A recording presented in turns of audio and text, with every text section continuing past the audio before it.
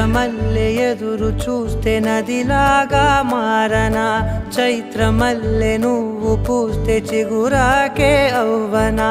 నన్నే వరించే యువరాజును అంట నీ